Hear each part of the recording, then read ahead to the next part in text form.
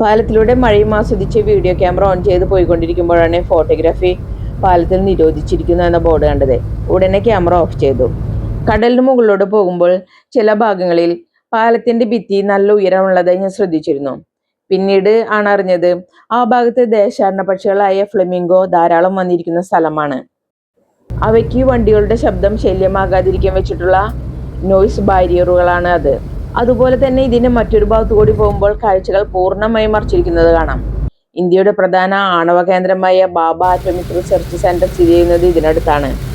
രാജ്യത്തിന്റെ സുരക്ഷയെ മുൻനിർത്തിയാണ് ആ ഭാഗത്തെ കാഴ്ചകൾ മറയ്ക്കുന്ന വലിയ വിഷ്വൽ ബാരിയറുകൾ സ്ഥാപിച്ചിരിക്കുന്നത്.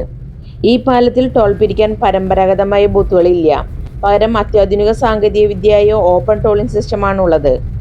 അതിനാൽ ടോൾ കൊടുക്കാൻ വേണ്ടി പാലത്തിൽ വണ്ടി നിർത്തേണ്ട കാര്യമില്ല. അങ്ങനെ വണ്ടിക്ക് സമയനഷ്ടം ഒഴിവാക്കാം. മുംബൈ പോകുന്നവർ ഈ പാലത്തിലൂടെ ഒരിക്കലെങ്കിലും യാത്ര ചെയ്യണം.